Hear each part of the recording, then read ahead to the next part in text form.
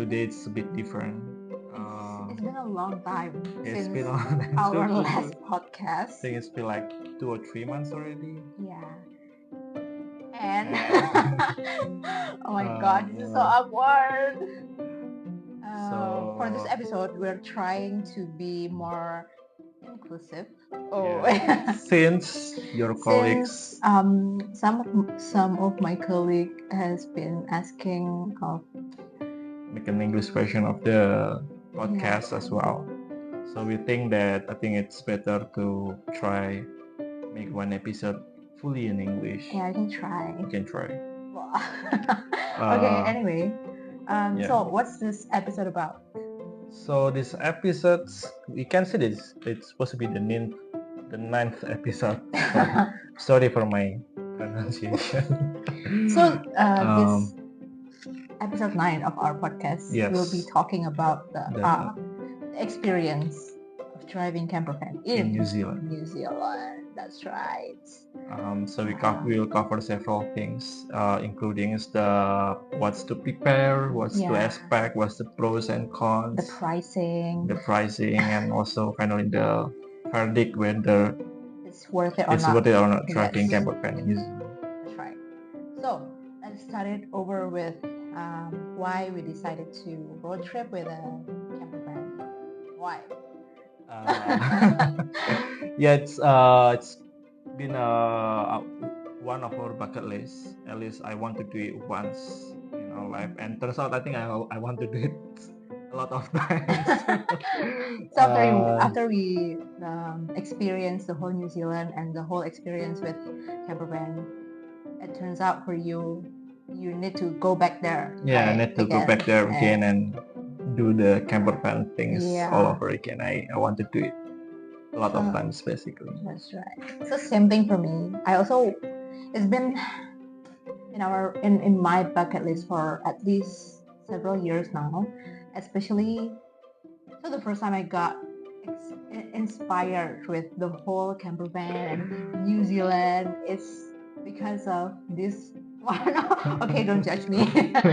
Because of one of this K-pop boy band. Of course, everyone knows them. BTS. Are you ARMY?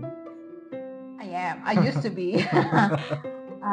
So BTS got this TV series where they travel around some exotic places, and one of them is New Zealand. And when they go there, they rent a campervan, and it was like so refreshing to see Namjoon and Taeyong when they're driving a campervan. It's so peaceful, and so based on that, it's like okay, this is my bucket list. So yeah, that's where I got inspired. What about you? Well, I like to watch a lot of YouTube videos. I travel YouTube videos, including one of the influencers that I watched was Freddy Rahmat. This is a shout out for him. Yeah, shout out for his videos, 2 hours long New Zealand videos. Yep. And it's basically their experience using campervan for like 21 days, I think. It's very dang, like a whole month, right? Like almost a whole month. I think it's very interesting, and yeah, I just want to do it. On top, I think other than Freddy Rahmat, we also have Ayudhya. Oh yeah. Yeah, Ayudhya and her husband. Friends but married. Because so they are famous because of that movie, right? Yeah, the novel. The novel and Teman Tapi Menikah. Yeah, and they're one of their experience in South Island, New Zealand was also using campervan. So, and they also do the campervan convoy things with their friends. Yeah. So that's why. So their experience is very interesting, and I just want to experience it myself as well. So yourself, not with me. And with you, of course. I mean, having the partners that also have the same. Aww, come on. Bucket list. Okay. Yes, basically. Yeah. So that's exactly why we wanted to do road trip with campervan. And the next question is, why campervan in New Zealand? Why are we doing it in New Zealand? Why do you think? Why it's New Zealand? I think mostly it's because New Zealand has a lot of proper facility for campervan. It's That's very right. sufficient. There are traffic signs, and then there are also a lot of campsites. They have these specific apps to look for the campsite locations as well. Oh yeah, Yeah. I remember that. They have specific parking lots for campervan as well. And I think one of the favorite is the dump stations. Your Because favorite? I think dump station is much more easier to look for in New Zealand. I tried to look in Compared to Australia other countries. compared to other countries. Like Australia, for example, I tried to look once. If you Google dump station in Australia, it's quite difficult to find one. But in New Zealand, it's quite easy. It's like everywhere. In every city, it's there. True. There must be a dump station. So Yeah, and I think the New Zealand's government, they care a lot about the travelers who travel with campervan, because the traffic sign also, they have like True. a specific traffic specific campervan sign everywhere. Literally, when you go to like the groceries, when you go to car park, they always have the special sign, the special place for campervans compared to other countries that I think the government also doesn't want to disturb the citizen who use normal cars. Yeah. And that's why they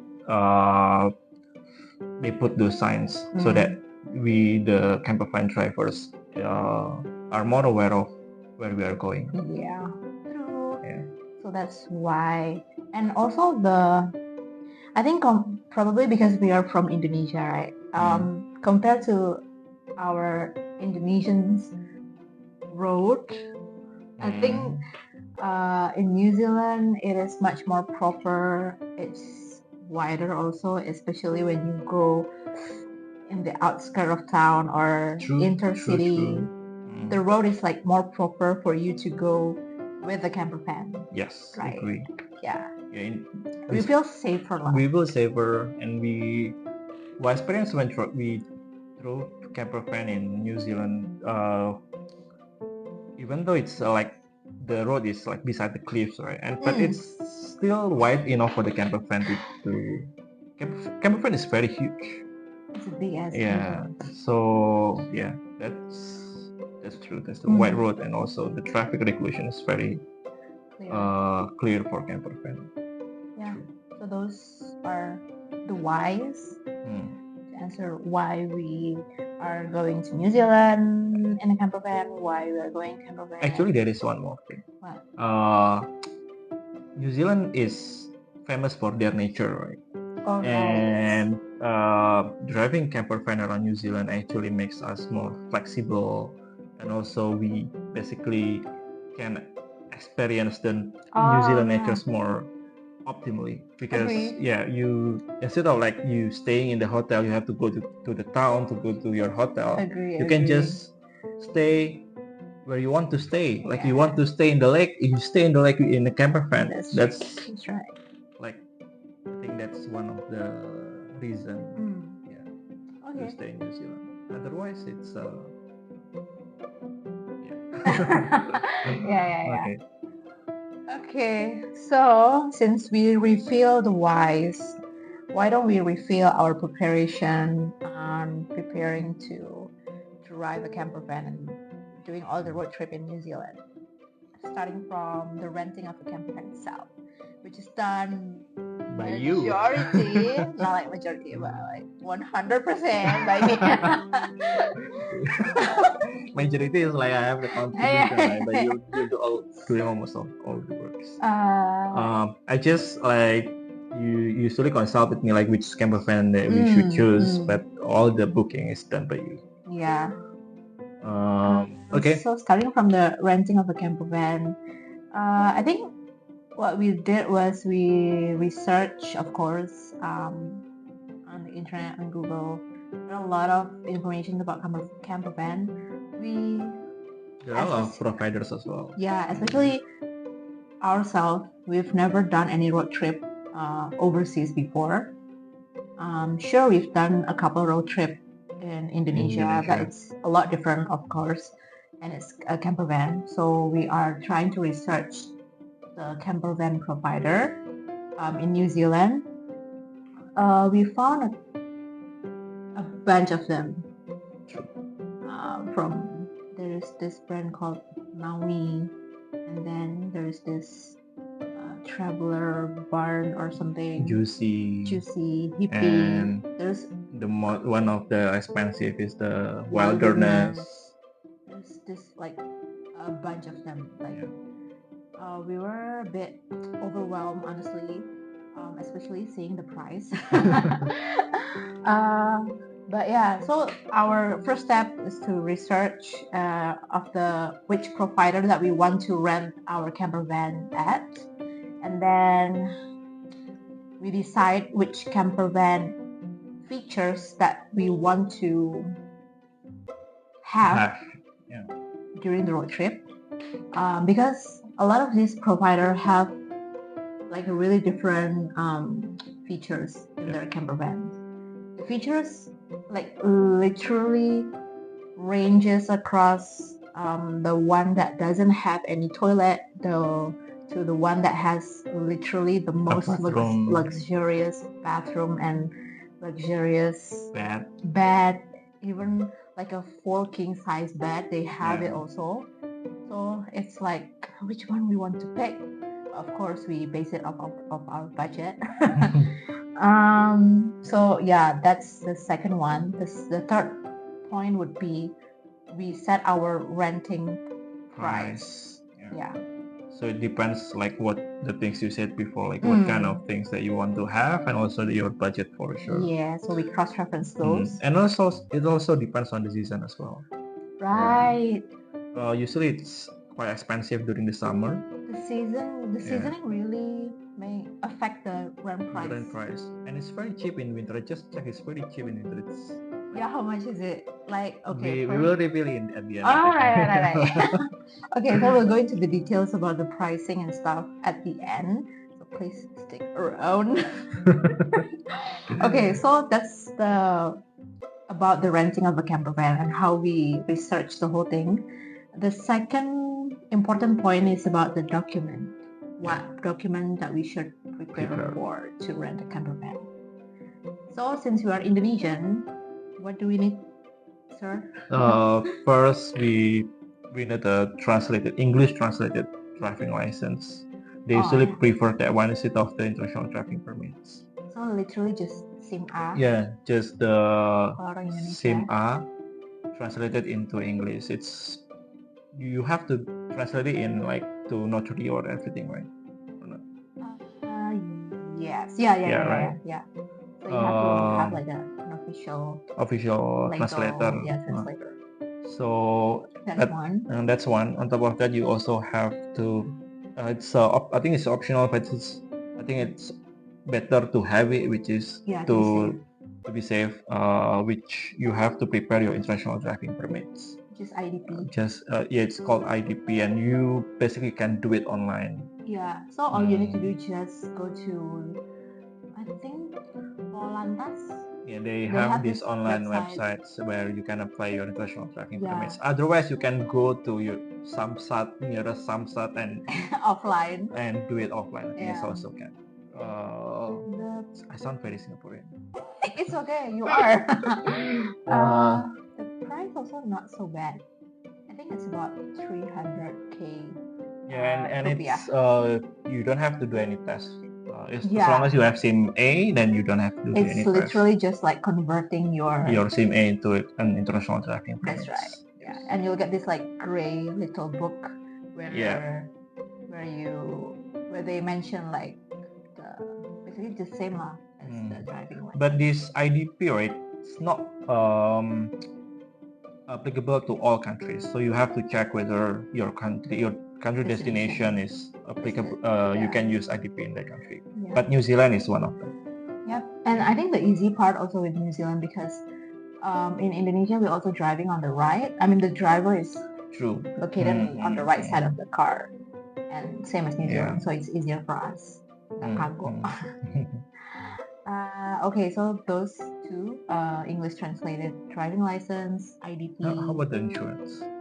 It's just an mention that. optional True. thing. But I think since we've never driven a car overseas, especially, and it's like a big ass vehicle, as we mentioned before. So I just wanted to be safe, and if anything happens, hopefully the insurance can cover. Yeah. And I think But the majority of insurance is part of the when you rent it, right? yeah, that's right. The majority of the campervan provider will They provide insurance provide as well. insurance. So it's up to you. But I think it's really essential. Yeah. Depends on the person. Yep. Okay. So that's literally it. Those are the 3 documents that we need, right? Yeah. Okay. So moving on, what else do we need to prepare?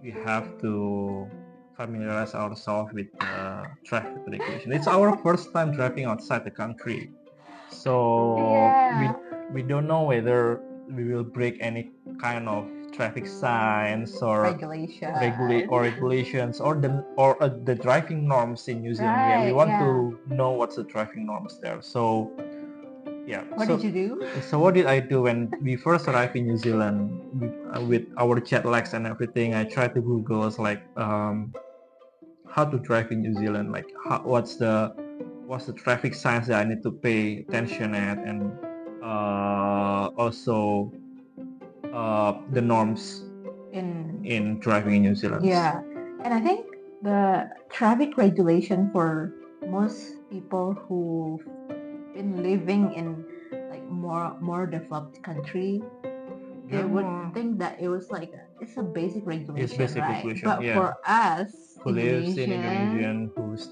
the traffic sign is not clear, and you can basically like for example, the smallest thing is like when you drive around roundabout, we don't pay attention to other people. We just go like drive with our feelings. Yeah, our feelings, as long as we are careful, our guts, and that's it. But in New Zealand, it's very different. I mean, in developed country, it's quite different. You have to pay attention. So what I did was Google the rules, and then I tried to test my knowledge. How do you test your knowledge? So there is this. I remember there is this website. It's called Free Road Code Practice, and you can basically you can take a test. Yes. So basically, they will give you some questions, and you just answer it. Yeah, that's if I'm not remember. This is the website that I use, which is the drivingtest.co.nz. Okay, and mind you, guys, I'm also one of the driver in this road trip, but I was a bit chill because I was thinking, okay, my husband will do it first, so I'll just learn by seeing him trying it out first. So I don't really like sweat myself in the first place. But since he's the one who's trying it first, so he's like a bit nervous. Yeah, I was a bit nervous. Other than the regulation, actually there is one more thing that we also quite worried about, which is the size of the campervan. Yeah, I've never drove any big vehicle before. So when we decided to drive campervan, I was like, oh no, how do I know how to park properly with this size of a vehicle? So yeah, so I was also looking at remember the night before we pick up our campervan. I was about to say. We looked together. We watched together the how to park a campervan YouTube video. Yeah, we literally typed in like how to park a campervan in YouTube. To search for a YouTube video, and there's literally a bunch of tutorial video and how they like give you instruction how to basically park a big ass vehicle like a truck, campervan and stuff. So we would just watch those. I don't know if it helps, but it helps. Okay. I mean, That's good. Yeah, I think it's quite helpful. At least it calms me down. Yeah, right. I'm not sure if I applied the knowledge from those videos, but Okay. yeah, it Calm you definitely down. calm me Okay. down. So That's good. yeah, What else? I think everything about preparation is done. So we Oh, can. you forget to mention about the norm in driving in general in New Zealand. Like the norm of using horn, Oh the yeah, norm like the the signs. signs and stuff. Yeah. I think so. Basically, New Zealand people, they don't really use any horn. So Yeah. unless we make a fatal mistake that it's very dangerous for them, then they will use the horn. Yeah, that's I think basically the norms there, and also the signs as well. You need to signs earlier in New Zealand. I've never seen any car in New Zealand that signs suddenly. They always signs like 3 seconds Yeah, before. that's right. Yeah. Especially when you are in a roundabout and you want to exit the roundabout, it's Yeah, you like have to signs. there's this whole thing when you Yeah, because otherwise you will give a false sign to other people, and yeah, it's which annoying. resulted in us being Horns by other harmed people. by other people. Yeah. So yeah, that's I think Yes. basically those two norms that we were observe Yeah. in New Zealand. Okay, so that's about the preparation of driving campervan. What's the good experience of driving a campervan? I think we mentioned it a lot already with in the previous sections. Episode? No, in Right, this yeah, one yeah. of these videos, which is the traffic regulations. The traffic regulations in very New Zealand is very clear. clear. The instruction is clear. Everybody follows the rule, and basically you're not worried whether other people doesn't follow the rule and might hurt you. So that's one thing, one of the good experiences having a To camper me, van. as an Indonesian, who grew up and who drive a lot in Indonesia, because I've never driven any cars in Singapore. To me, driving in New Zealand and driving in more developed country feels like a simulation. Feels like driving in a simulation, or feels like driving in the game, The Sims. The Sims. Yeah, it's like those people are, what do you call, NPC?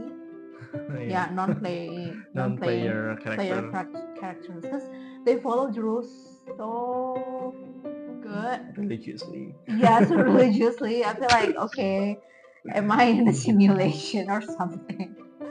Yeah. Yeah. That's one of the good experience driving a camper van in New Zealand. It's more like driving in New Zealand in general. Yeah, in general. And then I also mentioned it before. If you use camper van, you can sleep everywhere. You can take rest everywhere, wherever Not you when you're want. driving though. True. I mean, like if when you stop and you like the view, and then tonight I just want to sleep here, then you can just sleep there. Yeah. Unless there is a sign that indicates that you cannot camp in that area. So you get to sleep overlooking a very nice view. We slept at Mount Cook. Mount Cook, that's right. Lake Mahinapua. Yeah. And then some of what was the lake again? Tekapo. Yeah. Lake Tekapo. Yeah. And that's what makes it the really good experience. Also, from my side, you get to cook anywhere. You cooking with a view. True. It's like you've never experienced that anywhere beside a campervan. Yeah. But the cleaning is a hassle. It's like you clean. I don't know that. No. Yeah, but I agree. Cooking everywhere is nice and also cheaper as well compared to eat out. Eating out in New Zealand is quite expensive, but if you cook, it's much more cheaper. That's right. Okay. Next. So I think those are the good experience, right? Anything else? That one. So basically, if you're tired at any point of time during driving, you can just rest. If you use Campervan, you have more flexible uh, itinerary. So because you don't have any hotel booking that you have to catch up, right? Yeah. So True. yeah, that's also one of I the mean, good that's also the experience. same case when you're road tripping with a car.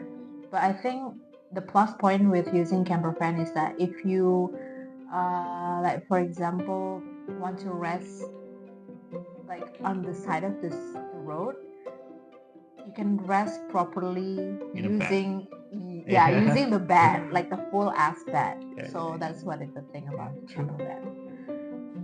So we mentioned about the good thing. Let's move on to the not a bad thing, but it's a bit of a hassle if you rent a campervan. The first thing first is it's one of probably it's a hassle, but one of probably our favorite experience. the highlight of the trip, the highlight of the hassle, the highlight of the hassle, which is dealing with your own shit. our own shit. Yes. Sorry for the language. Yeah, sorry for Yeah. my French. But yeah, it's a camper van. And especially it's a self-containing camper van. So you take bath there, you poop Shower, there, yeah. And there is a capacity that it can contain holes, and therefore we have to clean up like in regular basis. Yeah, so sometimes when people mention about campervan, what they think about is just the good thing. Oh, you get the view, you get the experience, you get the all the good things. But they forgot to mention that we have to take care of the campervan itself. Campervan itself. Yeah. You have to clean it up, you have to empty the gray water. Yeah, so You have to- every time you clean the dishes, shower, poop, pee, all of those dump water and your dump will go into this toilet cassette that you have to like empty out every probably 2 days. Depends on how much you Yeah. how much you poop. True. Depends on how many persons staying inside the campervan. Yeah. So that's one of the hassle. Yeah. The highlight. It's I think you can look at many videos of people doing emptying out the toilet cassettes. So we won't explain it here. Yeah. Another hassle would be to charge the campervan. Yeah, right? True.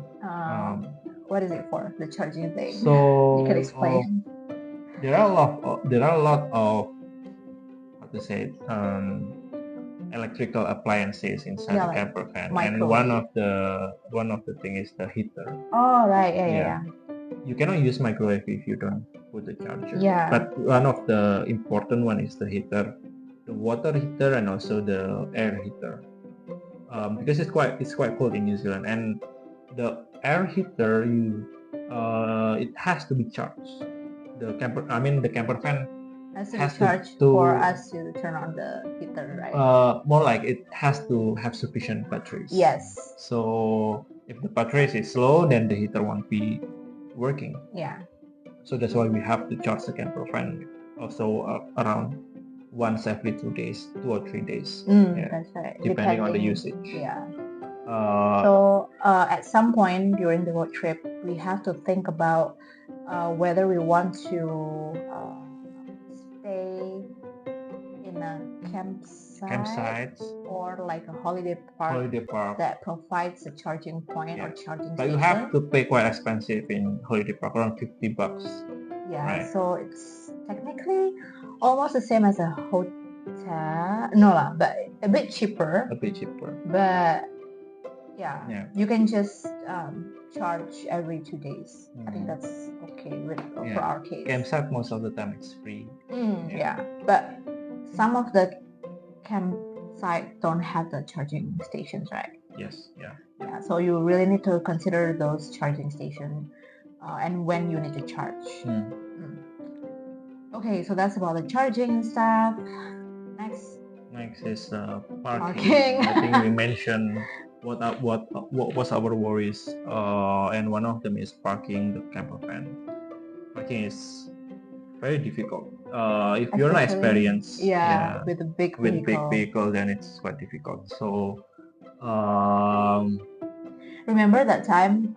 It's our first day, I think, and we went to the Woolworth. Woolworth, is it? yeah, To do some groceries, and we found a parking spot for a camper, specifically for camper van. But since Deo it was is my first time. is his first time parking a camper van, so he took quite some time, Yeah, right? took quite some To time. like straighten up the camper van. van and stuff. Yeah, I need to familiarize myself with the width and also the length of the camper van. Yeah, and then one thing also, you cannot see the back of the camper van, right? Yeah, You need to see it from the camera. From the camera, and the camera is not accurate. Yeah, that's what we also. Remember that one when we crashed one of the camper van in Mount Cook? Oh my god, that's because of parking. Parking as well. Yeah. And I'm too focused on looking at the Side mirror. and then I forgot to look at the camera, back camera, and then it's crashed. But it's not. I mean, it's not fatal. So it's just like a small scratch. Quick little bump. Yeah, quick little bump. Yeah, you can say that, I think. Yeah, that's one. What else?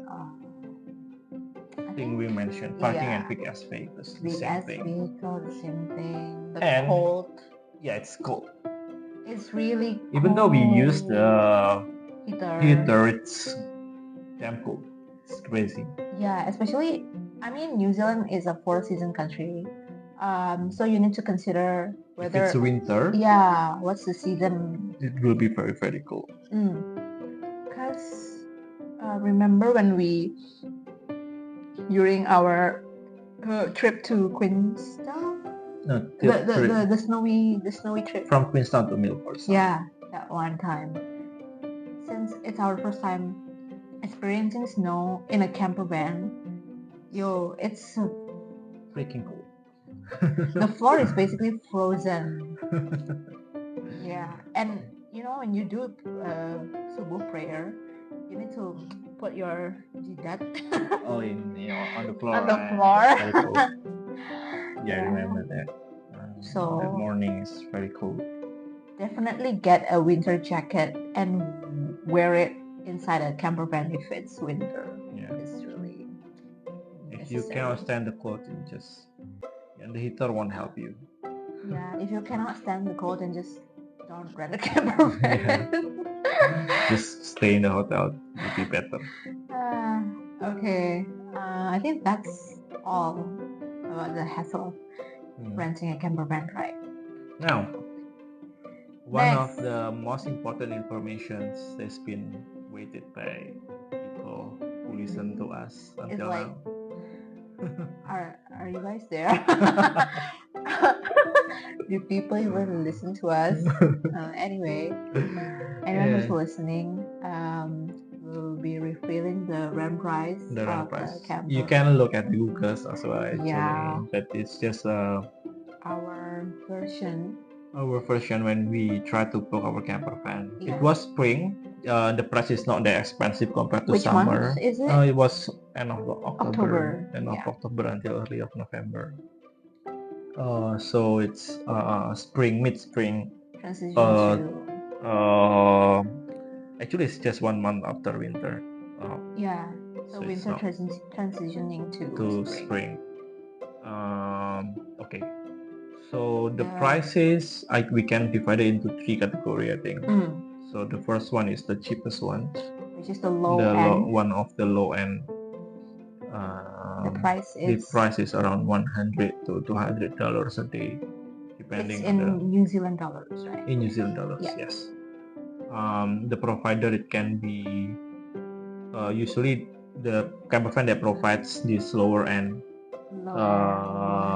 Camper van. Camper van is Juicy, and also GUCY. GUCY, and also Traveler Bar or something. But you know what? From my observation, this cheaper, lower end campervan usually got a lot more colors on the outside of the campervan. Like, you see, they are famous with their green colors. Yeah, it's technically the whole vehicle is green, so you know someone renting a juicy campervan if it's green. Yeah. And there's a juicy words Literally painted on the slapping car. on it, slapping on the vehicle. Yeah. Okay. And So Travelers will be orange. Yeah. So that's the price of $100 per day. Yeah. For spring lower season. end campervan. For the mid end campervan, it will be around $300 to $400. It depends on the campervan version, because they have like 4-bar campervan. What is berth? To birth. I'm so sorry. BERTH. Yes. Yeah. So I think those are representing how many person that will be staying in a campervan. The maximum number of people who can stay there. Yeah. So for 2 berths, there will be 2 person. I mean, technically you can fit in more people, but then it is much not more comfortable. Yeah, much more comfortable if you just fit 2. 2 berths would be. I don't know what's the model of the vehicle though, but it's a smaller campervan. Yeah. But it's I think it's pretty decent. Usually, mid classes will be provided by Mercedes, Benz, and also other European car brands as well. So it's pretty decent. Pretty decent. And I think for 2 berths, some of the providers, they also already have a self-contained toilet as well as the shower. But the downside with the 2 berths is, I think the kitchen is on the outside. They have it in the inside as well. I checked, but it's quite small. Right. Because I remember those 2 couples that we met on. They just use the outside one, right? The grill. The grill. Oh, okay, they want to use the grill. That's why. I see. Okay. Yeah. So yeah, that's the mid end. Yeah. The provider usually THL, which cover Maui, Brits, Chipa Kempa. I think some of the most famous brand provider. It's under THL. Yeah. And we encounter a lot of Maui and Brits in New Zealand. So if you don't want to don't want to go through the hassle of finding which brand, just go for Maui and Brits. It's already safe enough for you. Yeah, I think it's quite good. Very good, in fact. Very good. Okay. Now we can go to the high-end campervan. So the high-end would range from 500. More than 500 usually in spring or summer. Yeah. It's quite expensive. What makes it different? So the brand, for sure, they use a Fiat. Usually they use Fiat brand. Yeah. It's quite expensive. Large vehicle from Europe, I think. I don't know. Correct me. If I'm not mistaken, it's from Europe. Yeah, okay. And they also put the quite luxury touch inside the campervan as well. Literally, when you go into the campervan, this luxurious campervan, it feels like you're in a high-end apartment. Yeah. So everything. Just. Yeah, the furniture. Luxury. The touch, leather. The leather. They even have the electric movable bed as well. So yeah, oh my god. And they even got the bedside table. Like, who in their right mind to put a bedside table in the campervan? In So in Maui, you have to luxurious. set up your own bed. So Yeah. yeah. So that I think that's why it's quite expensive. Mm. If you have more budgets and you like this luxury kind of things, then Yeah. you probably It's can go value for luxury. you can go for the high end camper van So for the sure. brand would be Wilderness and Yeah, Death Death Labs. Labs. Those are the two brands that we find we the find, most yeah. in New Zealand. Wilderness is quite well known. I think Fari Rahmat and also Basically, Ayudhya, they also those- use Wilderness. those rich as People, celebrity, they use yeah. Wilderness. Okay, so those are the three price range for camper van. You guys can literally just base it off season, the brand, and your own budget to like select, right? Okay, so that's the end of our what do you call this session? Now the verdict. Do you think driving a camper van worth it? I think we mentioned it at the beginning of the video. Is it? Yeah. What did I mention? I mentioned that I want to do it a lot of time. Yeah, that's for you. I mean, me too. So yeah, it's worth it. To us, it for is us, worth yes. If you have the budget. Under one condition though. What is it? If the country that you visit has like a sufficient facilities. America actually is quite good. I watched Ayudhya's video when you use campervan in US, right? US. It's quite good actually. But should we go there? we should. Yeah, but I guess it's just a different type of view that we get in the US compared to New Zealand. But in terms of facility, I think that's sufficient enough. So the US, New Zealand, what else? Tasmania, Australia in general, I think they're not as good as New Zealand, but Iceland as well, I think it's good. Oh. But Switzerland, not sure. I'm not sure. The road is quite small. We try first, and then we'll tell other people. Okay. Okay, so yeah, that's the verdict, and that's our whole experience of road tripping with a campervan in New Zealand. Hopefully it's useful information for you guys. Yeah. Or at least entertaining. If you listen to us until the end. Thank you. Okay. Yeah, that's pretty much it.